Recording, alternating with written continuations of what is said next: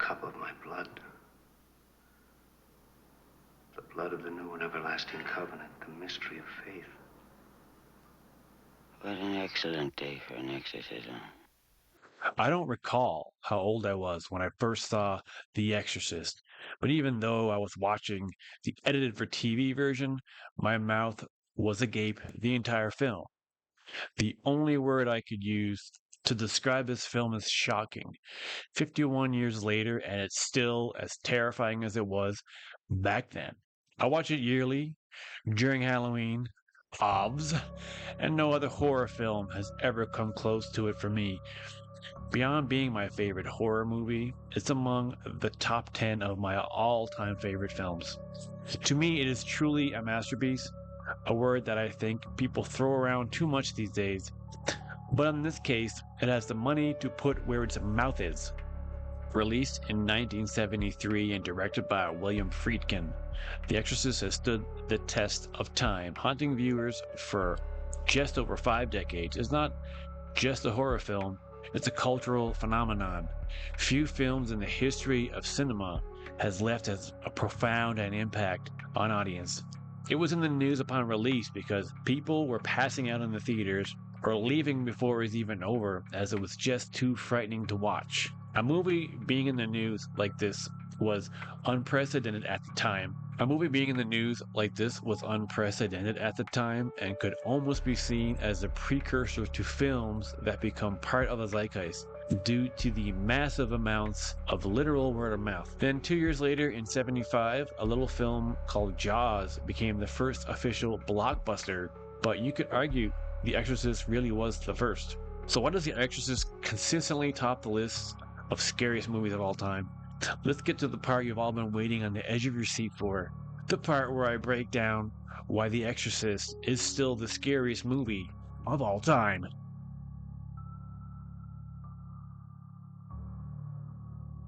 The Exorcist is adapted from a book written by William Peter Blatty and is inspired by the 1949 case of an exorcism of a young boy. This true-to-life connection gave the film an immediate sense of realism, making audiences feel that what they were watching could happen in real life. Unlike typical ghost stories or slashers that veer into the fantastical, The Exorcist grounded its horror in Catholic rituals and ancient religious beliefs, tapping into deep-seated fears about faith, possession, and the unknown. The Exorcist doesn't shy away from exploring the psychological and spiritual anguish of its character, making it even more unnerving. It doesn't feel so far-fetched that something like this could actually happen behind the closed doors of a seemingly normal household. One of the most terrifying aspects of The Exorcist is its unfiltered portrayal of the demonic possession of Regan MacNeil, a sweet 12-year-old girl who was transformed into a vessel of evil and remains one of the most disturbing performances in horror. The movie doesn't rely on subtle hints or suggestive horror. It puts the darkness front and center, making audiences uncomfortably confront pure unrelenting and the infamous cross scene, and he uses this to shock and unsettle viewers. These moments are not just horrifying on a surface level, but tap into deep primal fears about corruption of the innocence and loss of control. Linda Blair's performance was so convincing, people were afraid to cast her in other roles, thinking she had actually been possessed. While Linda Blair did go on to have a semi-successful career, and she still goes to Comic-Con type events every year talking about the film, but she did star in the much-maligned Exorcist II, The Heretic, a movie so awful Friedkin called it the worst piece of crap I've ever seen and a freaking disgrace. And this is based on him watching the first half an hour or so of the rough cut. In an era where many horror films relied on cheap jump scares and flashy effects, The Exorcist stands out for its psychological depth. It plays on the slow build of tension and dread, creeping into audiences' subconscious rather than offering quick jolts of fear. The horror in The Exorcist stems from the helplessness of the characters, the relentless assault on their faith, and the sheer despair that comes with confronting a force beyond human understanding. Part of what made The Exorcist so terrifying was its bold engagement with themes that were taboo in the 1970s. The film's exploration of demonic possession, the desecration of religious symbols, and the assault on the purity of a child all push boundaries in ways that hadn't been seen before. It sparked outrage from religious groups and was even banned in several countries. For a film made in the early 70s, the makeup effects and special effects were revolutionary. Many of the film's most terrifying sequences, like the levitation, the projectile vomiting, and the iconic headspin, were achieved using practical effects that still hold up today. These effects were so realistic, the audience members reportedly fainted or became physically ill during screenings. The film's effects teams used clever tricks, like employing freezing temperatures on set to capture the actor's breath in cold air and crafting mechanical rigs to achieve Regan's unnatural movements. These practical effects, combined with the eerie sound design of Friedkin's meticulous attention to detail, created a visceral and immersive horror experience.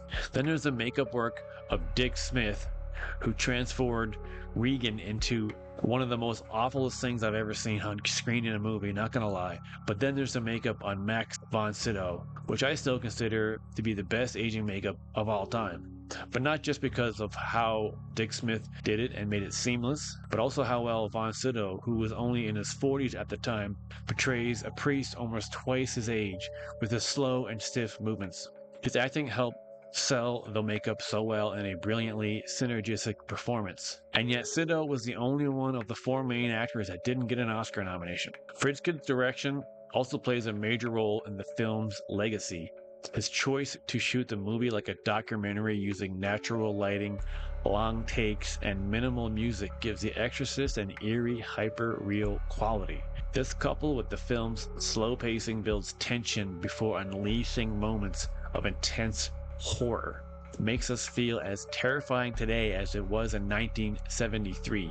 Known for going to extremes to get the performances he wants, Friedkin would often fire guns on set to startle people and went as far as slapping an actor in the face right before yelling action to get the proper emotional reaction from them. William Peter Blatty was also deeply involved in the production, working side to side with Friedkin on set, which resulted in many heated moments between the two, but in the end, they created something incredible. Beyond its much hype release, it was nominated for 10 Oscars, including Best Picture, which is the first horror film to ever be nominated, also Best Director, Best Actress, and Best Supporting. It ended up winning for Best Sound Editing and Best Adapted Screenplay for Blatty, who wrote the book. So he wrote the book and adapted into a screenplay, which I don't believe happens very often. But just a few years earlier, he couldn't get anyone to even read his book, but he happened to get a chance interview on Dick Cavett, which changed his life almost overnight. And then here he is, accepting the Oscar for Best Adapted Screenplay for a book that nobody wanted. Beyond Friedkin's unusual directing style, many cast and crew were injured, and an unbelievable total of 9 people died in on and off set bizarre accidents, causing production to take twice as long and cost almost 3 times the initial budget. Among the many catastrophes that occurred was a fire that ignited on the set of the MacNeil home, setting production back by 6 weeks. And then once the sets were built, both Max von Sydow and Linda Blair lost a beloved family member and had to go for a while. Then Jack McGowan, who played the film director Burke Dennings, who was killed by a demon-possessed Regan, died from the flu shortly after appearing in the movie. Ellen Burstyn and Linda Blair both suffered permanent injuries due to the rigs they wore in scenes involving sudden and erratic movement. Craziest of all, Paul Bateson, an American convicted murderer and former radiographer, was in a scene from the film, and in 1979 he ended up being convicted of murder, and he was actually implicated in a series of unsolved slayings of gay men in Manhattan. Talk about a cursed movie.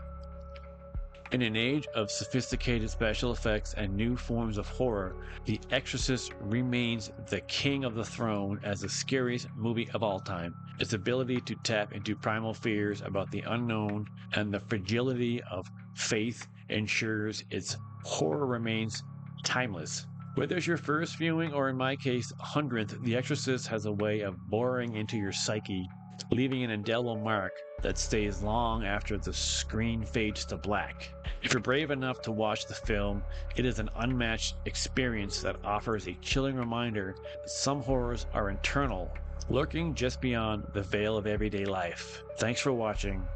Keep writing.